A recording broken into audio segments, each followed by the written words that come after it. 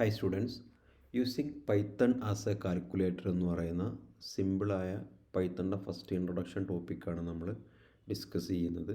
ഇവിടെ നമ്മൾ Python ഷെല്ലാണ് open ചെയ്തിട്ടുള്ളത്. IDLE ഷെല്ല് നിങ്ങളിവിടെ കാണുന്നുണ്ടാവും. അപ്പോൾ നിങ്ങളിതിൽ നോക്കിക്കഴിഞ്ഞാൽ നമ്മൾ ജസ്റ്റ് ഒരു കാൽക്കുലേറ്റർ പോലെ ആക്ട് ചെയ്യും. ഞാനിപ്പോൾ 3+4 ടൈപ്പ് ചെയ്താൽ എനിക്ക് ഔട്ട്പുട്ട് 7 എന്ന് കിട്ടി. സപ്പോസ് 3.0 + 4 വൺ ഓഫ് ദി നമ്മൾ ടൈപ്പ് ചെയ്യുന്ന നമ്പർ ഫ്ലോട്ടിംഗ് പോയിൻറ്റ് നമ്പർ ആണെങ്കിൽ ഔട്ട്പുട്ട് ഫ്ലോട്ടിംഗ് പോയിൻറ്റ് നമ്പർ ആയിരിക്കും വരിക. അപ്പോൾ ഇതിനാണ് ഞാൻ ഫ്ലോട്ടിംഗ് പോയിൻറ്റ് നമ്പർ എന്ന് പറഞ്ഞത്. 3 എന്ന് പറയുന്നത് ഇൻറ്റീജറാണ്. പോയിൻ്റ് വരുന്ന നമ്പർ ഫ്ലോട്ടിംഗ് പോയിൻറ്റ് നമ്പർ എന്ന് പറയും നമ്മൾ. Okay, this is addition, arithmetic operation അഡീഷനാണ് ഞാൻ ചെയ്തത്. ഇനി സബ്സ്ട്രാക്ഷൻ ചെയ്യാം. 2 - 1, subtraction, multiplication 3 × 4, multiplication, division 4/2 is an example for division. So now we have introduced arithmetic addition, subtraction, multiplication, division. ഓരോന്നിന് സിമ്പിൾ നിങ്ങൾ ഓർത്തിരിക്കുക. ഇനി നമുക്ക് ഡിവിഷൻ തന്നെ വേറെ രീതിയിൽ ചെയ്യാൻ പറ്റും. 4% ചെയ്താൽ റിമൈൻഡർ ആണ് കിട്ടുക. 4നെ 2 കൊണ്ട് ഡിവൈഡ് ചെയ്താൽ നമുക്ക് റിമൈൻഡർ 0 ആണ്. പക്ഷേ സപ്പോസ് 5/2 നമ്മൾ ചെയ്താൽ 2.5 ആയിരിക്കും ചെയ്യുക. ഫോർ 5% ഞാൻ ട്രൈ ചെയ്താൽ നമുക്ക് 1 കിട്ടും. അപ്പോൾ നമ്മൾ ഡിവൈഡ് ചെയ്യുമ്പോൾ കിട്ടുന്ന ഹരണഫലം അല്ലെങ്കിൽ കോഷ്യൻ്റ് കിട്ടണമെങ്കിൽ നമ്മൾ 5 ഇങ്ങനെ ഡബിൾ ബൈ എന്ന് കൊടുത്ത് നമ്മൾ ഈ സ്പേസ് ഈ സ്ലാഷ് ഡബിൾ യൂസ് ചെയ്ത് കഴിഞ്ഞാൽ നമുക്ക് 2 കിട്ടി. സോ 5/2 ബാക്കി റിമൈൻഡർ ആണ് ഇവിടെ വന്നത്. സോ ദിസ് റിമൈൻഡർ ഓപ്പറേറ്ററിനെ ഞാൻ നേരത്തെ പറഞ്ഞ പേഴ്സൻറ്റേജ് എന്ന് പറയുന്നത് പൈത്തണിൽ പേഴ്സൻറ്റേജ് റിമൈൻഡർ എന്ന് പറയാം. Remainder or this is also said to be modulus operator. Modulus എന്നാണ് നമ്മൾ പറയാം.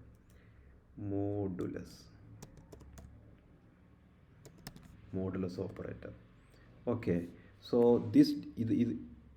ദിസ് ഓപ്പറേഷൻ എന്താണ്? This is floor division.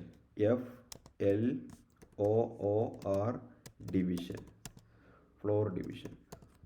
Okay, floor division എന്ന് പറയാൻ കാരണം ഇവിടെ ഞാനിത് ഒരു കമൻറ്റ് ഇങ്ങനെ ഒരു ഇത് ടൈപ്പ് ചെയ്യണമായിരുന്നു, ആഷ് ടൈപ്പ് ചെയ്യണമെന്ന്. അങ്ങനെയാണ് ഇത് കമൻ്റായിട്ട് പരിഗണിക്കും. അതില്ലാത്തത് കൊണ്ടാണ് സിൻറ്റാക്സ് എറർ എന്ന് വന്നത്.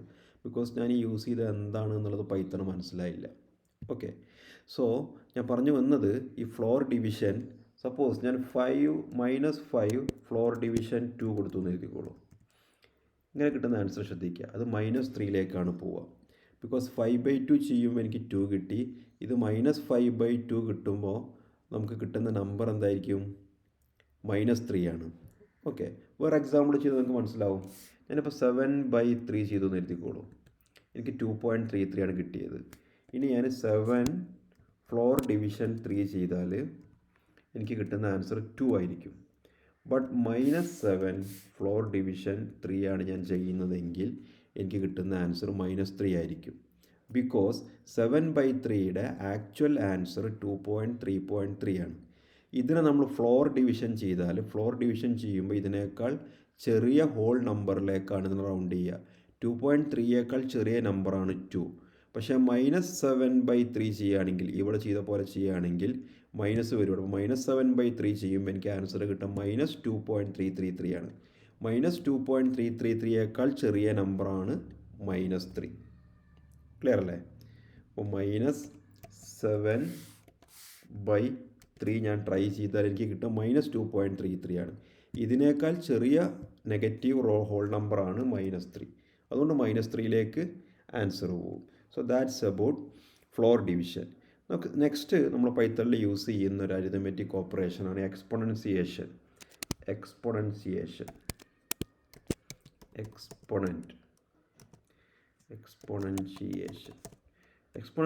മീൻസ് ഇപ്പോൾ 2⁻3. 2⁻3ൻ്റെ ആൻസർ 8 ആണെന്ന് നമുക്കറിയാം.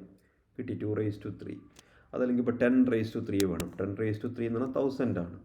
നമുക്ക് ചെയ്ത് നോക്കാം. അപ്പോൾ ഡബിൾ സ്റ്റാർ ആണ് ഞാനിവിടെ യൂസ് ചെയ്തത്. ഇത് വേറെ രീതിയിലും ചെയ്യാം. POW 10,3. ഇപ്പോൾ 10⁻3 വരും. ഓക്കെ, വേറെ രീതിയിലും ചെയ്യാം. 10E2 എന്ന് കൊടുത്താലും 10⁻3 വരും.